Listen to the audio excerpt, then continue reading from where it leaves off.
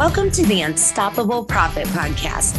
This podcast will give independent insurance agents all of the tools to grow your business and live life on your terms. Wherever you are today, if you're starting with nothing or well on your way to the success you desire, with the right people, processes, and promotions in place, you will be unstoppable. And now I'd like to introduce your host, Mike Stromsoe. Greetings, everybody. Welcome to the next episode of the Unstoppable Profit Podcast. We have a very special podcast episode today because not only do I have the one, the only, and if you ask him, he'll tell you it's true, the one, the only, the incredible Mr. Travis Mills on the podcast. Met Travis recently. You guys are in for a treat, but it's also a celebration and a tribute to our veterans. Veterans Day is coming up. Travis is a veteran. I'm going to let him tell you about his story. It's absolutely incredible. Not only that, he's overcome. He never quit. And that's part of who he is. Never give up, never quit is one of Travis's mantra. But I'm honored, I'm privileged, and thankful to have Mr. Travis Mills on the podcast. Travis, how you doing, sir? Hey, doing well. I'm telling you what, loving looking into your eyes. You say such nice things about me. It makes me feel pretty. But no, excited to be here. Thanks for having me. And, I'm just honored that you'd have me on your podcast. Well, obviously these phones are kind of handy. You can get a reflection and really see what I was talking about, right? Yeah. You look fantastic, but, no, excited to be here today. I'll let you lead a horse to water though. Look, I'm no professional in this. You got to ask questions so I know how to answer them. Well, better the question, better the result, right? But I mean, actually, I'm sitting here already jealous. I mean, I don't have a hook for a hand, so just one I put on today. That's right. Halloween's in the vicinity as well, so I get it. You know, it's funny actually. My wife and I, we do a lot of costumes as families, as a family. Like the whole family does a costume. So she's gonna be Captain Hook, and I'm gonna be Smee.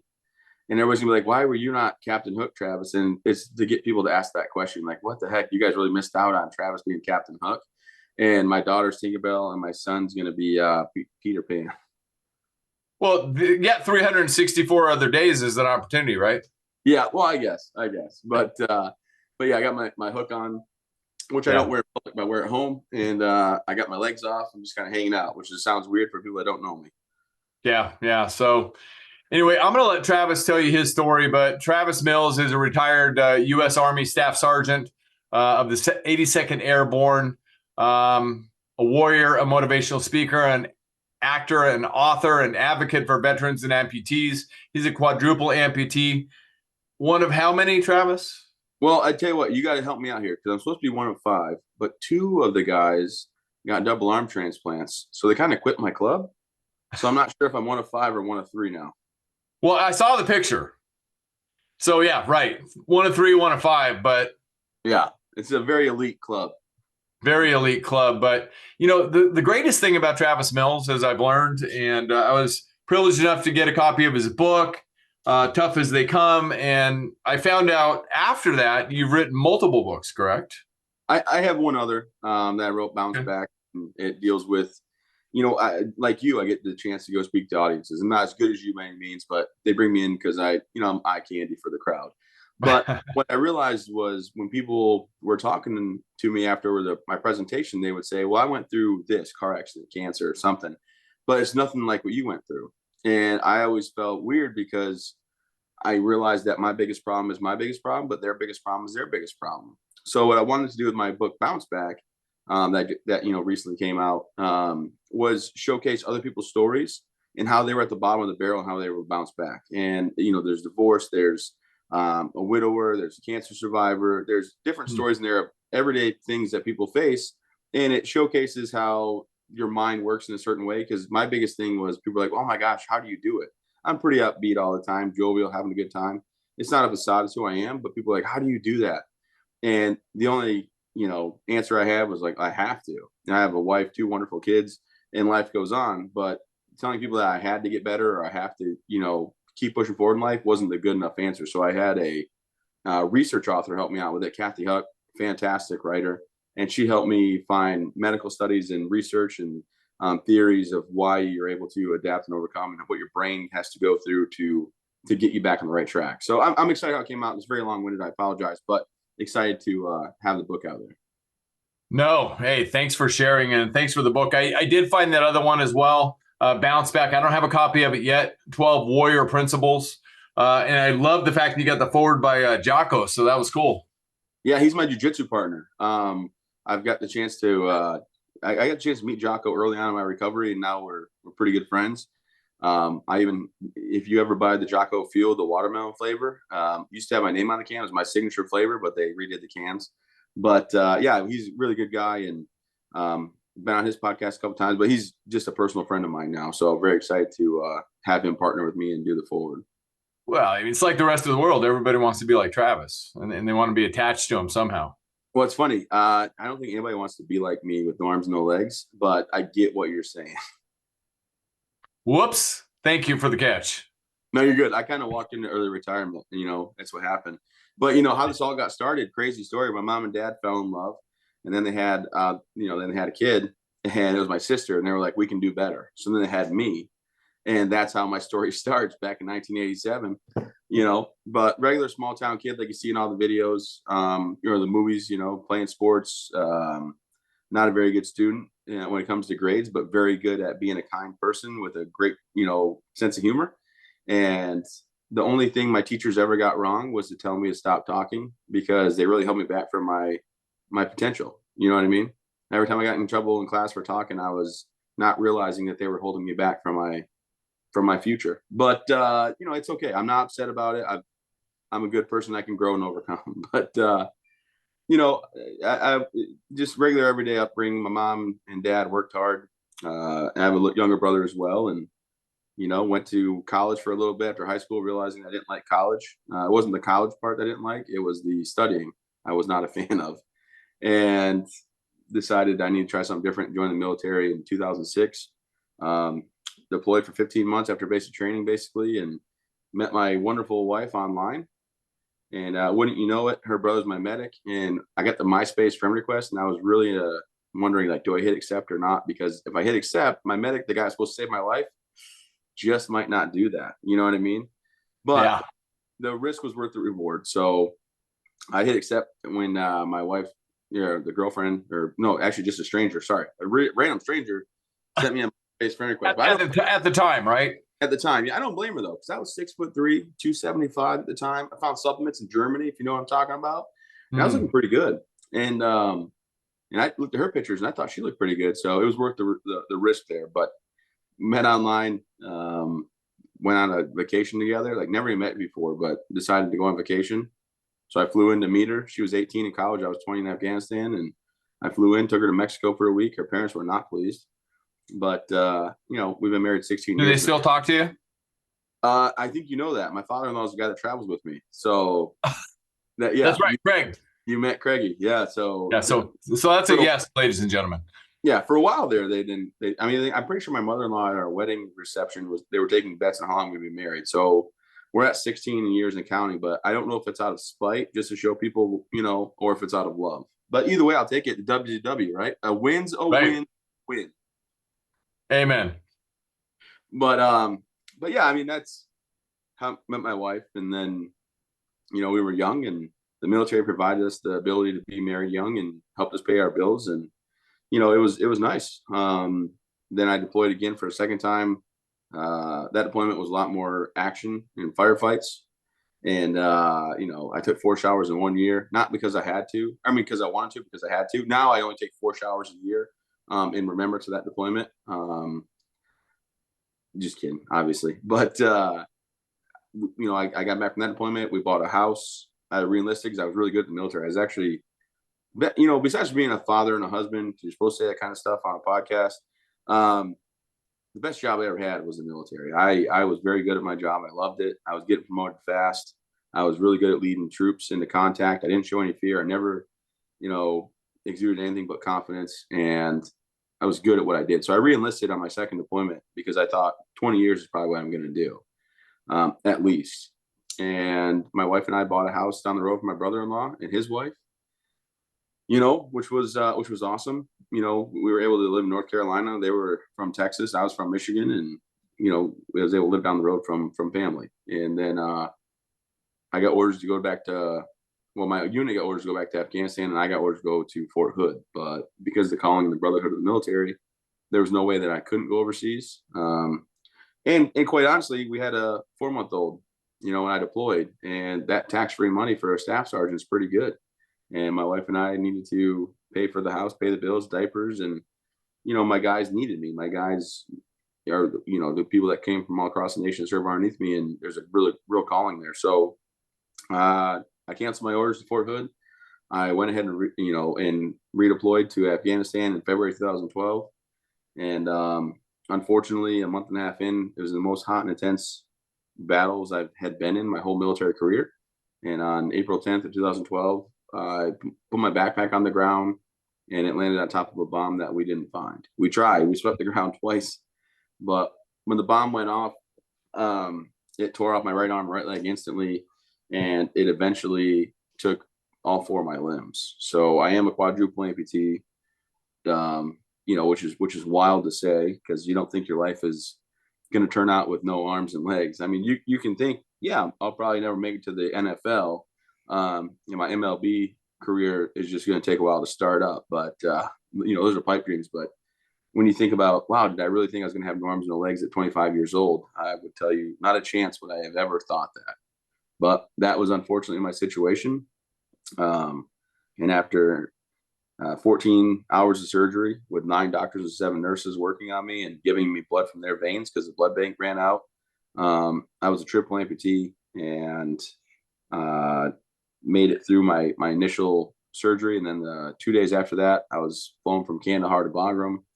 And then in Bagram, I was given, a washout treatment that, they recognized my arm had died. So they had to cut my left arm off. So I became a quadruple amputee, one of 5 surviving quadruple amputees. I hope it stays that way. And not because I want to be so elite, but because it's just, it's not an easy life. And 2 days after that, I made it to Landstuhl, Germany. Let me wake up for the very first time on April 14th. Just so happened to be my 25th birthday. I woke up and found out that I had no arms, no legs. And that's when the question set in of, am I a bad person? Does God hate me? How can I be a husband and a father? Why did I, the big one, just like Lieutenant Dan and Forrest Gump, I wasn't suicidal, but I wondered why I didn't just die. And I thought if I would have died, it would have been better, because I had to rely on people to help me with everything, get dressed, eat food, use the restroom, all the things.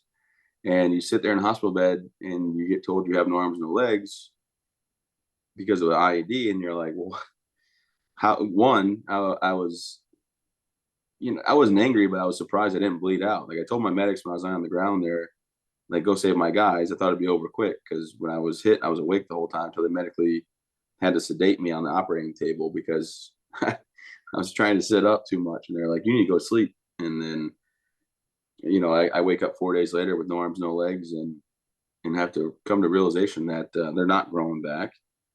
And then I got back to Walter Reed in the States on April 17th. And fun fact, I don't tell a lot of people, but I met my wife online. We went on a date for 2 weeks. We got back, from our trip to Mexico, went to Michigan for a week. She went back home and I went back overseas, and I got back actually on my birthday, on my 21st birthday. And 3 days after that, we went to the courthouse, but everyone's back and got married on the 17th.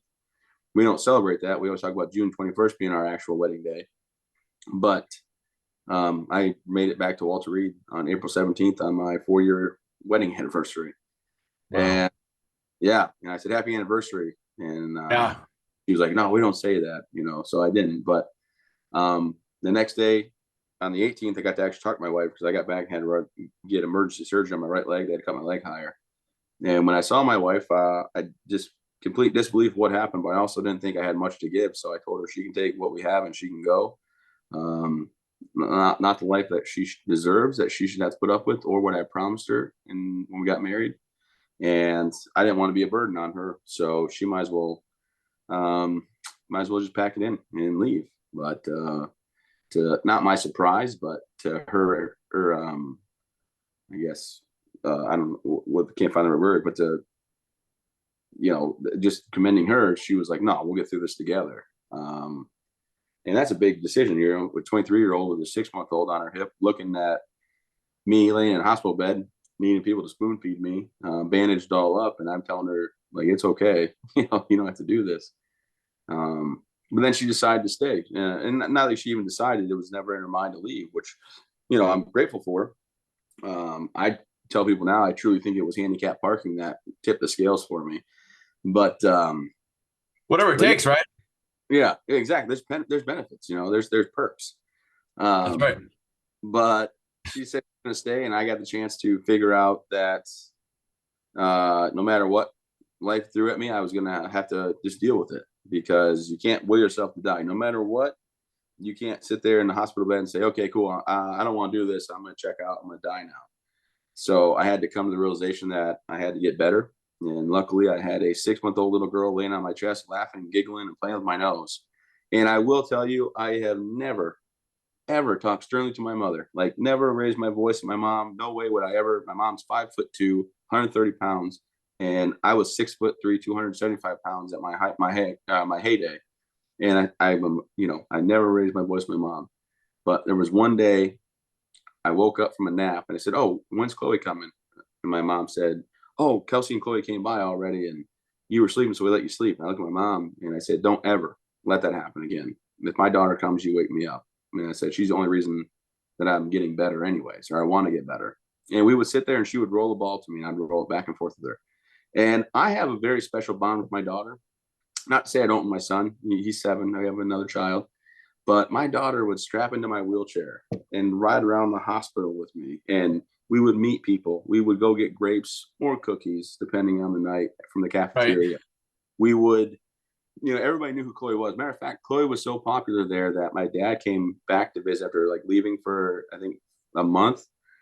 And he took Chloe for a walk, and some of the moms of other soldiers like, "Hey, whoa, why do you have Chloe? Who are you?" And they made my dad show his ID. "I'm Travis's dad. I know we haven't met yet. I just got back into town." But, I got the chance to do a lot of things that a lot of parents don't. Like, Chloe and I learned how to walk together. We were inseparable. I got my ear surgery. I had an ear surgery where my eardrum blew out. They had to peel my ear open like a door. And they cut from the top of the ear to the back and the bottom, and they peeled it open and took jaw muscle, made a paste and put it over my eardrum. It's pretty common, I guess. But I came back from surgery and my ear was all bandaged up, and she's like, "Yeah, my daddy," and they were trying to keep her away from me so I get some sleep. And Kelsey, I was like, let her in, it's fine. It's in the bedroom. So then she fell asleep holding my head. And like I said, I'm rambling a lot. I don't let you say very much, and I apologize, but it's a unique situation when you find yourself at 25 years old with no arms, no legs, married, and having a 6-month-old, and then trying to figure your life out. But I will say that Walter Reed is one of the absolute best places to recover. I was fortunate to have a lot of friends and family there, but also the staff and all the people that were injured were there to show you the way and to guide you. And it made it suck just a little bit less, Yeah, we are thankful and grateful for all of your sacrifice. But bigger than that, back to who Travis Mills is: never quit, never give up, never quit, never give up, never quit. At what point did that become, part of your mantra of who you are? Well, I'll tell you what, we were combing through old video, like iPhone footage. My wife would take footage of me and their videos, whatever. And we were doing a documentary. It came out. It's called Travis, A Soldier Story. It came out a year after I got injured. But we were combing through iPhone videos, and there was a video of me, I think 3 days into being at Walter Reed, doing sit-ups. I was inpatient, occupational therapy. I was doing sit-ups. I still had a PICC line in my neck. I was just ripping out sit-ups as best I could. And the therapist was like, "Hey, you can take a break, And I told her, I'm never going to give up. I'm never going to quit. And she goes, "That's a silly question." I'm like, "It is a silly question. I mean, I appreciate your concern, but you don't got to worry about me." Mm-hmm. And I mean, I'm 140 pounds. I lost 110 pounds in those 7 days getting injured. And I'm just trying to do these sit-ups and fighting and struggling because I was so weak at the time. Mm-hmm. And that's kind of where it came from. And I watched that video back. as we were putting it into the documentary, we just started saying, okay, that's how we're going to live life. We're going to never give up, never quit. And my kids hate it because if they have a problem, they're struggling. I'm like, oh, excuse me, what was that? And my daughter, she used to be like, I know, Dad, never give up, never quit. Ugh, whatever. But my son likes to pick on me by saying like, oh, I'm always going to quit, Dad. I'm always giving up. It's a given. I'm just going to tap out and done. Like, you never tap.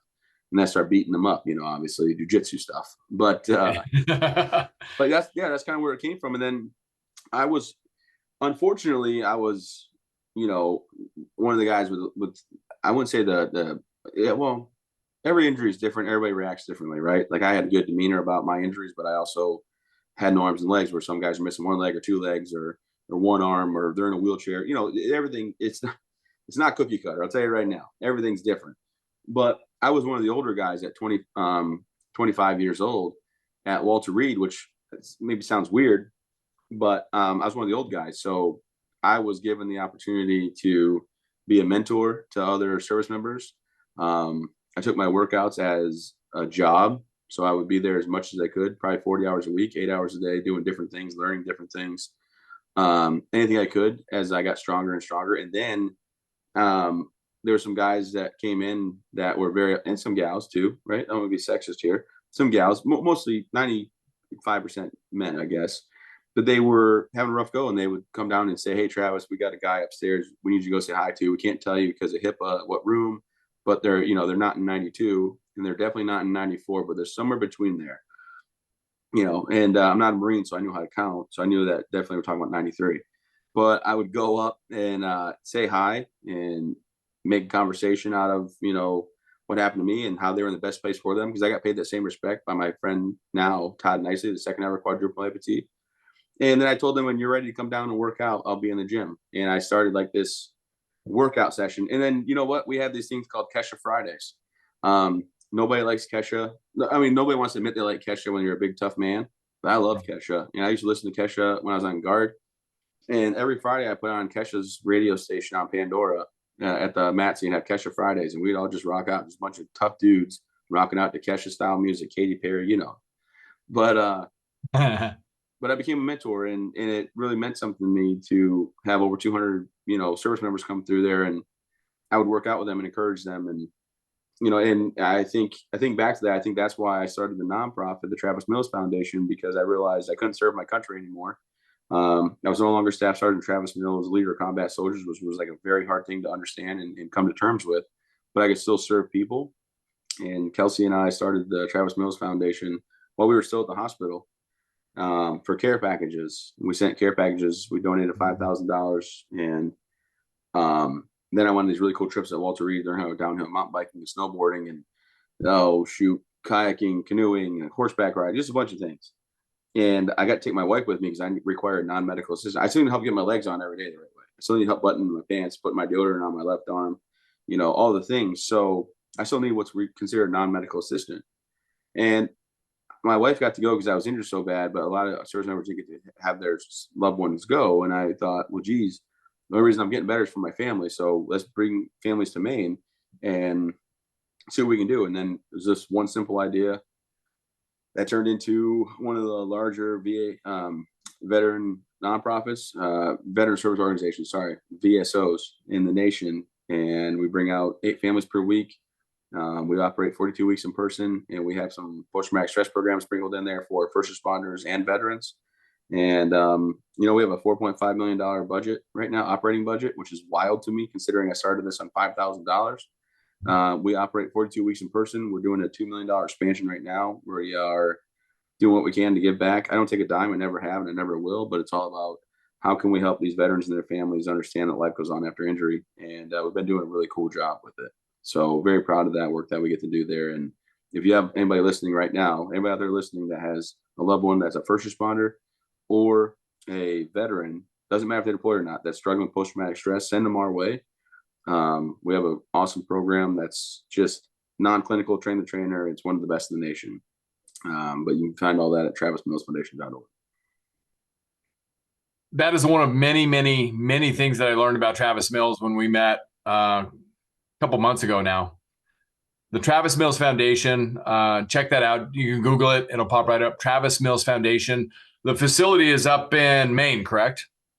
So it is. I'm my wife's from Maine originally. I'm from Michigan, and she moved to Texas, but she wanted to go to Texas, and it was too hot for me. I said I can't do it.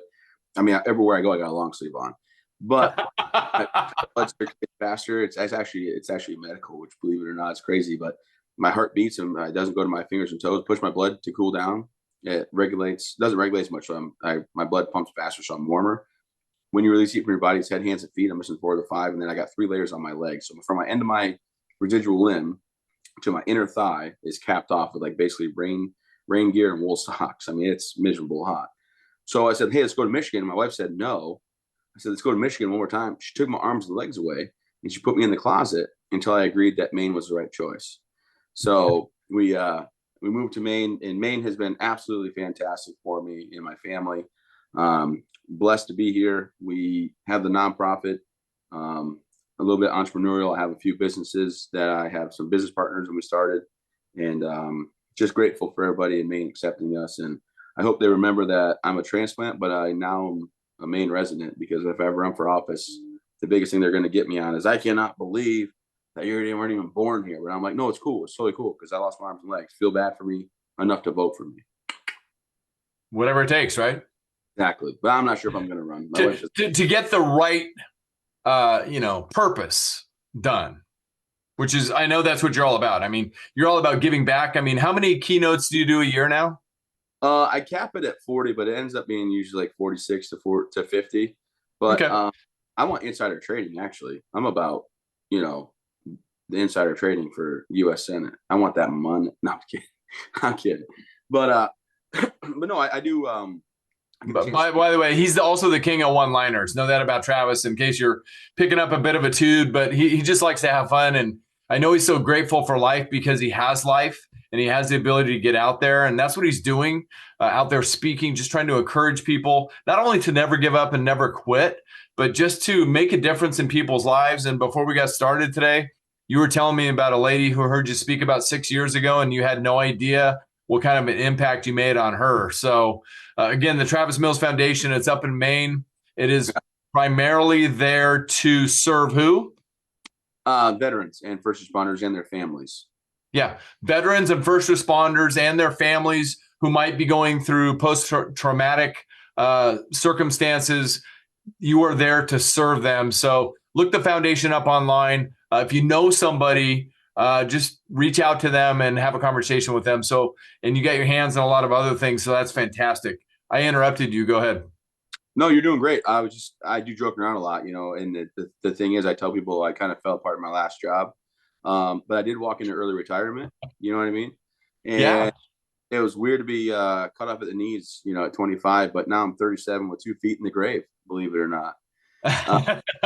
But, at the end of the day, I can't change what happened to me. And I think that the 2 life lessons I always, whenever I talk to anybody, audience wise or podcast wise, people wonder how I keep going. And, and the thing is, they wonder first if it's a facade, right? Am I like this because I'm getting exposure in front of a crowd or on a podcast? And the truth is, no, I'm like this all the time, because I realize how, great it is to be around. A lot of my friends didn't make it back home, and I got the chance to be here, watch my daughter grow, and for my wife and I to have our second child.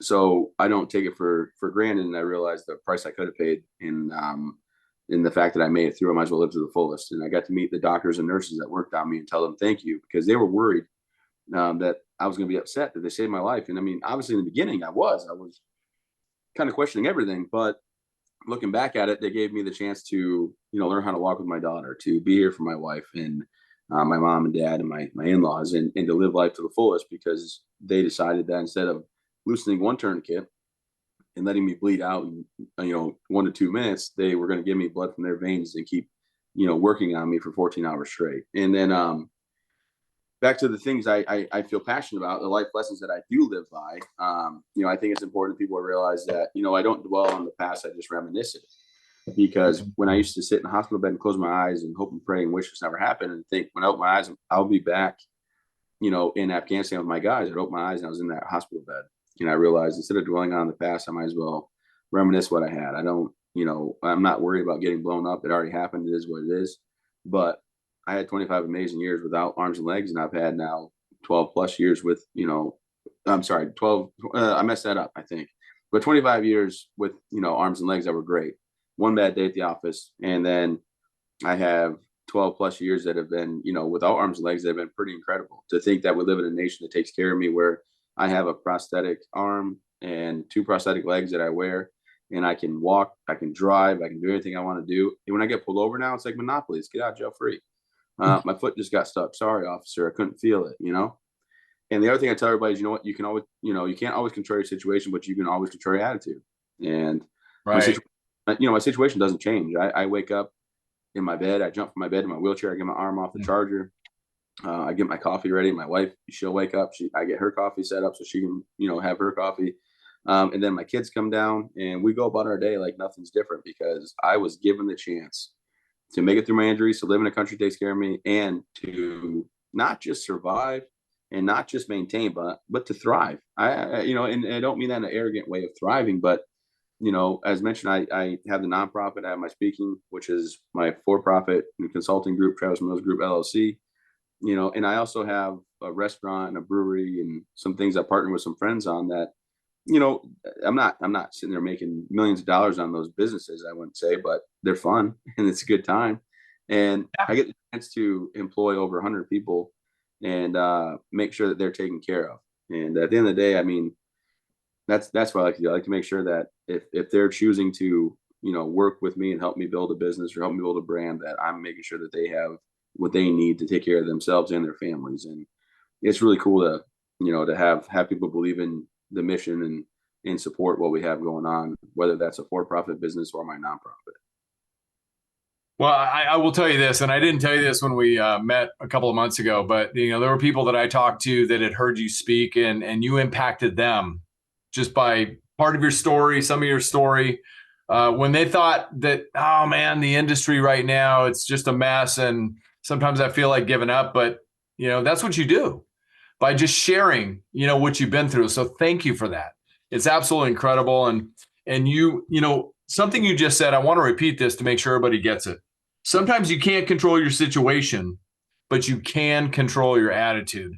And if I heard that, that's like right below Travis Mills' name, because that's who he is. He is taking control of his attitude, and he's doing something with all that he's been gifted or left with.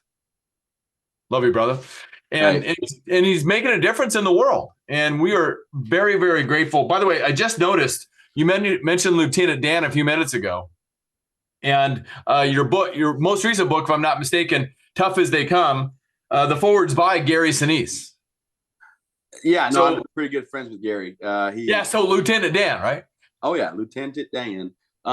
He's a good dude, great guy. He helped build my house here in Maine with his nonprofit, Gary Sinise Foundation. Does great work. I'm an ambassador for them, and he the inspirations on why I started a nonprofit. I thought, well, if he can give back and do good, I should be able to do good in the world. So, the thing is, like, not to brag or boast, but he is a pretty good friend of mine. He's truly as amazing as you would think. Not nowhere near the star, like famous person that they depict people that are celebrities to be. He's just down to earth, great guy, and can't thank him enough for everything. Well, most of you are. I mean, Jocko Willink, Gary Sinise, Travis Mills, the power of three. So yeah. That's a star-studded lineup, 2 of the 3 for sure. But we won't get into specifics. I mean, I'm fortunate to do the things that I do, and grateful to have the opportunities that I have. But I also know that hard work pays off, and I think the greatest thing is the biggest life lesson, that I've learned.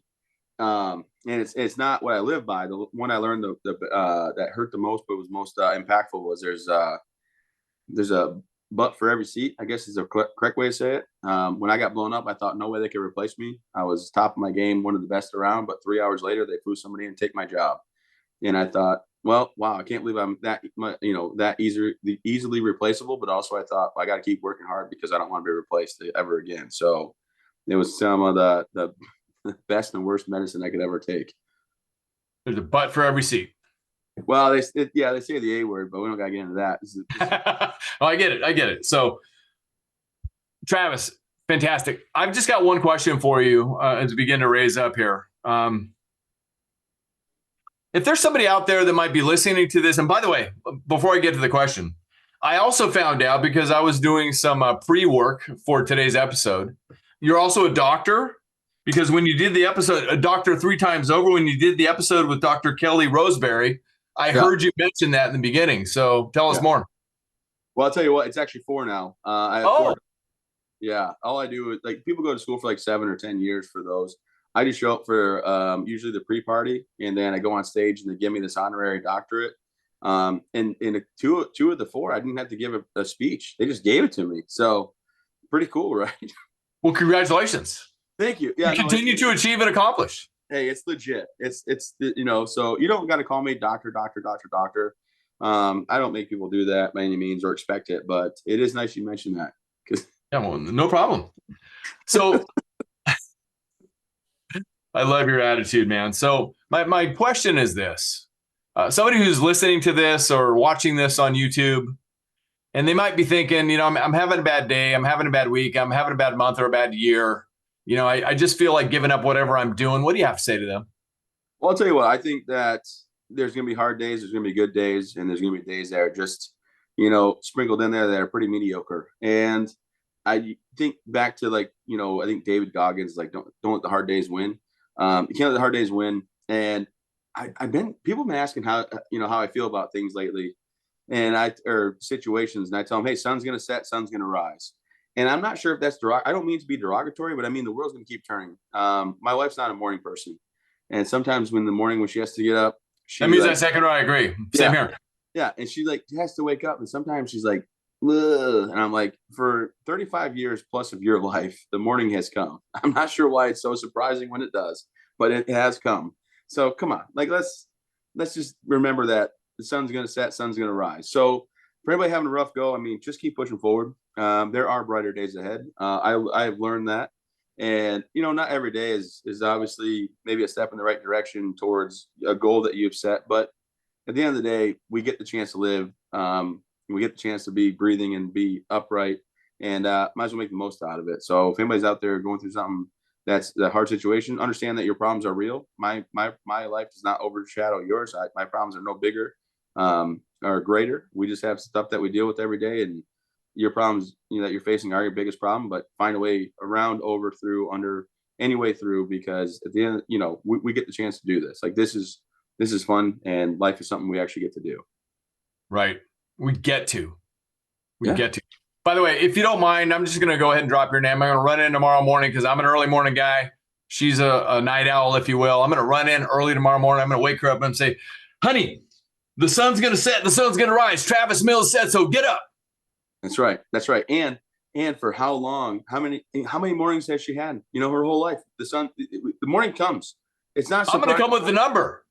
I'm going to say it's all because of Travis Mills. Well, I get what you're doing here, and you're throwing me under the bus. I'm not going to.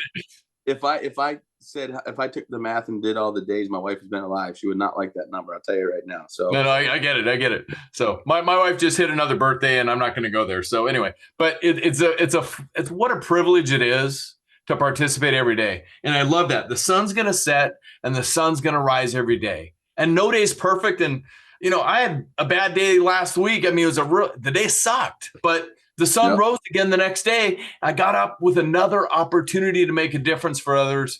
And that's what you're doing. My technology just hit me. Hang on just a minute. Get rid of this on my screen. So thank you. Thank you for being out there, making a difference for other people in so many ways. Travis Mills, thank you for being on the podcast. Hey, thanks for the time. I appreciate it. You're always a pleasure to be around. I mean, I enjoy your face. Well, thank you.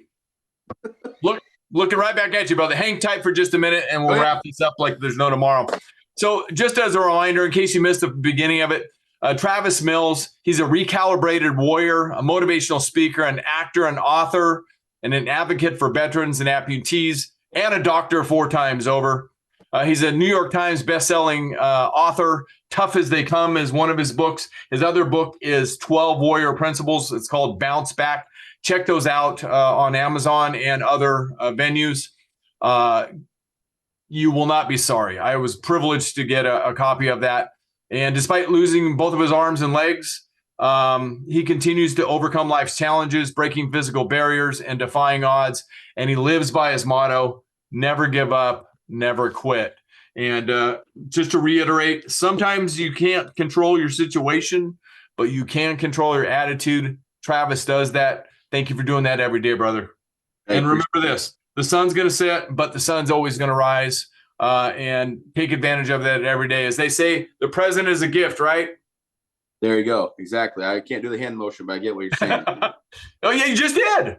And by the way, somewhere around one of the follow-ups for this podcast or around the podcast itself, you may see a picture of me and Travis with one of his hands. It fell off of his arm. I was like, holy cow, how did that happen? Right. And I yelled, oh, no, not again. So anyway, Travis Mills, by the way, just to give him all the props that he deserves, check out Travis Mills online. Just go to Google, Google his name, Travis Mills, Travis Mills Foundation. You'll find out all about him. There's some really cool stuff out there. He's on Instagram, on YouTube, TikTok, and more. So at SSG Travis Mills. So the SSG is important because there's a rapper from California. He's more famous than me right now because Rob Deerdeck on Fantasy Factory. I don't want to talk about it, but at SSG Travis Mills, I appreciate the follow. At SSG Travis Mills, the right one, the right Travis Mills. That's right. So anyway, all right, everybody, thank you for joining us today in honor of all of our veterans out there, and from our hearts to all of the veterans out there, thank you. Thank you every single day for protecting us, for defending us. Some gave it all gave it some. We know that. And Travis has given so much, and he continues to give back. And we are grateful for him in our lives, and with all the veterans that are with us. And our hearts and our thoughts and our prayers go out to those who have lost, those who gave it all. So in honor of Veterans Day coming up, don't forget, if you ever see somebody out there, they've got a hat on that they served, stop and look them in the eye and say, thank you. Thank you for all you gave on our behalf. It makes their day. I do it every time I see somebody. And you know how much that means to them. So there's an opportunity for you as well. And thank you for joining us on the podcast. If this is your first time on the podcast, welcome. My name is Mike Stromsoe. I'm recognized as a leading author, speaker, and coach for the independent insurance agency industry. You can learn more about me and everything that we do to impact people's lives personally and professionally at upplife.com. That's upplife.com. Make sure you follow us on all the channels. And we also have a separate website for the podcast, unstoppableprofitpodcast.com. And if you got great value out of this podcast, please share it with everybody that you know. Introduce them to Travis Mills and all the amazing things he's doing out there in the world.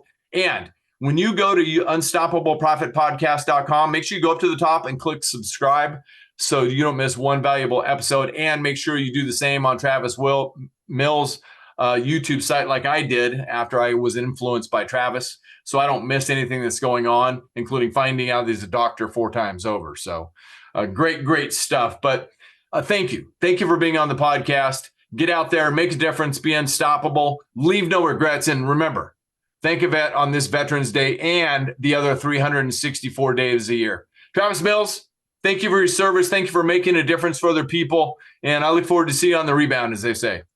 Absolutely. Appreciate the time. Thanks so much. All right, brother. Until the next episode, everybody, you got this. We believe in you. We'll see you in the next episode. Do you love the podcast but don't know where or how to get started? Visit www.upplife.com. That's upplife.com to learn more about our coaching and mastermind programs and how you can join our community of growth-oriented agency owners today.